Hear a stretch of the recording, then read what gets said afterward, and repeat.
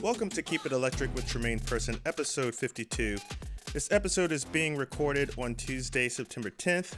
If you're new to the podcast, welcome aboard. Be sure to follow us on Instagram at Keep It Electric for updates, behind the scene content, and much more. And to those of you joining us from Instagram, thank you for tuning in. Man, if you love sports, this weekend was bonkers. I've got this love-hate relationship with this time of year. It's exciting and exhausting all at once. It's like you've got the heated playoff race, college football, and then the NFL just barging in like, hey, remember me? And of course I fall for it every time because I love football and all the nonsense that comes with it.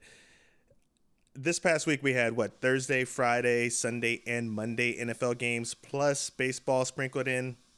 I realized I spent the whole weekend glued to the screen. It's like the best and the worst feeling ever because, maybe I need an intervention or a nap. I don't know. Those who get it, you're either nodding along and the rest of you are probably just like, yeah, I'm not coming with him on this one. I was originally set to kick off this segment with a different roster move, nothing earth-shattering, but intriguing enough, especially considering the lack of big changes across the league. However, that's been completely overshadowed by breaking news. Luis Castillo is heading to the 15-day injured list with a grade 2 hamstring strain. That was just announced about an hour before I started recording here. Castillo, he exited early from Sunday's game against the Cardinals. He's been super reliable. He's been a reliable force on the mound since joining the Mariners in 2022.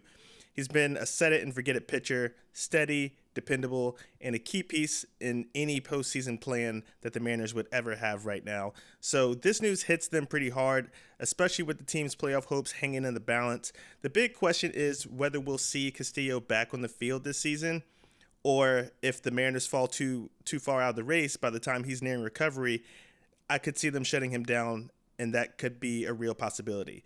At this point, there's no official word on who will fill Castillo's spot in the rotation. Emerson Hancock seems to be a likely candidate, but nothing's confirmed just yet.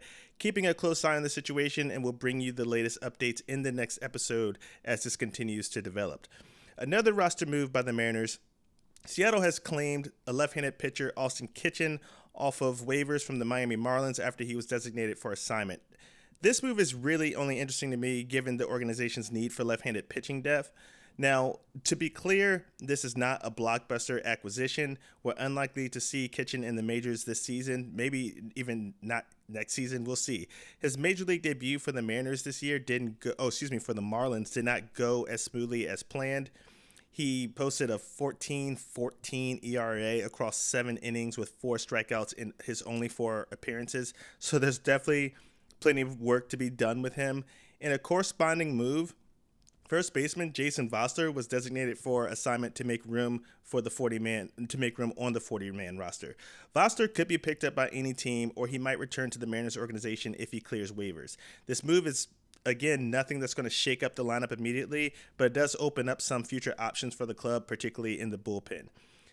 For some good news, Gregory Santos is back in Tacoma on a rehab assignment. He's been sidelined with right biceps inflammation since August 2nd. This couldn't come at a better time for the bullpen. The bullpen has been kind of struggling and beleaguered lately. We've been using them a ton. They've kind of lost their consistency. If Santos feels good and his command is sharp, he'll be a huge boost for the major league roster, especially with heading into the final stretch. This has been kind of a challenging season or challenging year for Santos. It's worth noting that the Mariners knew some of his issues when they acquired him. Still, his road to recovery has been tough. I think the silver lining here, Seattle has contract control on Gregory Santos, so he won't be costly. He won't be a costly piece next year, meaning there's plenty of room or plenty of time to get him back at his best. Santos is a hard thrower, regularly hitting triple digits, and could be a key addition to the bullpen down the stretch this season if we're still in it, and then heading into 2025. If you can really think about this, like Matt Brash is still out, so we could be looking at a 7th, 8th, and 9th inning combo of Santos, Brash, and Munoz next season. That trio would be absolutely dominant. It would make the Mariners bullpen one of the toughest in the league. So we still need to get Brash back to good health, but this return for Santos could be the start of something really good for the Mariners bullpen. Now, let's look into the highlights and results from the Mariners' recent series against the Cardinals. Seattle came away with a much needed series win, though game two was a bit of an outlier. The Mariners' offense struggled to score in game two, wasting another stellar pitching performance from Logan Gilbert. He was nothing short of impressive, which is kind of the way he's been like all year. He's been a model consistency. I've mentioned before that that the Cardinals pitching hasn't been lights out this year, but Seattle's offense has a knack for making average pitchers look elite. They did not do that in the series. The good news, the Mariners have won four out of their last 5 games, and they're not doing it in typical Mariners fashion. They're like, all we really ask for most of the time, because we know this Mariners offense, is maybe 4 of those wins, or maybe get 4 runs. Get 4 runs, and we'll be happy. That's like baseline for a win. 5 usually guarantees a win. So the Mariners have actually scored 6 runs in 4 of those last 5 games, and they won all those games. So to see the offense stepping up like this is kind of a relief. Hopefully, it's not too late. If the bats can keep clicking and take some pressure off the pitching staff, Seattle could be in for a really strong run to close out the season. Let's hope they can keep it rolling, because they got a pretty stout offense that's coming in town this week. The Mariners are preparing for a 2-game set here against the San Diego Padres. Let's take a quick dive into tonight's starter. For the Padres, we're going to make a note about the career of Yu Darvish. Darvish is a pitcher who has seen plenty of action against the Mariners. Over his time in major leagues, Darvish has been he has made a significant impact on the Mariners, whether it's during his days with the Texas Rangers or more recently with the Padres. He's actually faced off against the Mariners 20 times in his career. His win-loss record is 9-6. That's a lot of matchups. His overall performance has fluctuated throughout his career, but he's proven to be really tough against the Mariners. In all those outings he's got an ERA of 3.83, so he's been really effective, but he's not unbeatable. What's interesting here is how Darvish's ability to command the game has varied over the years. So throughout this time, he hasn't always been lights out, but he's always been tough. So those numbers might shift slightly when you look at his most recent performances, but no matter what, Darvish will be a tough competitor tonight. It's a good thing we have George Kirby on the mound.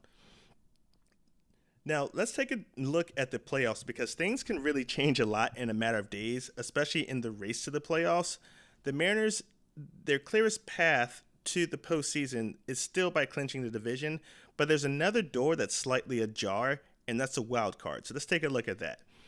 The Minnesota Twins have been on a 4-game losing streak, which has really helped us out. So this stumble has left the window open, a very small one, but a window open for the Mariners here.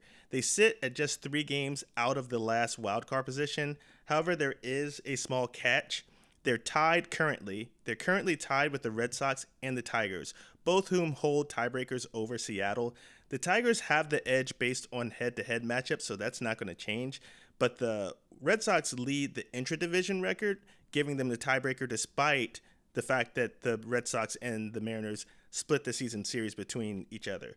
The only thing that can change that is if somehow the Red Sox end up losing more games in their division and the Mariners win more games in their division going into the end of the season. So what does this mean for Seattle? Basically, they need things to fall perfectly into place. We head into tonight's game. The Mariners are 4.5 games back behind the Astros with 12 games to go before their critical final series in the last week of the season. To keep their dreams alive, they're going to need to cut that gap to 3 games 3 games or less before that matchup. So it's going to be a battle. They have that tough series, or this upcoming tough series against the Padres. Then they have the Rangers after that. Then the Yankees after the series with the Rangers, and then one more set with the Rangers before they face the Astros. On the other hand, the Astros appear to have an easier road ahead, at least on paper. They have the A's, then they have the Angels twice, and then they have the Padres. The A's and the Angels are both teams below 500. But there's one thing we've learned in baseball is that no opponent can be taken lightly, and hopefully the A's can stay that pesky team that they've been for the latter half of the season. Maybe the Angels can steal some games, and the Padres can continue to show why they're a National League contender. I mean, I hope they don't show it against us, but, if they would like to show that against the Astros, I have no problem with that.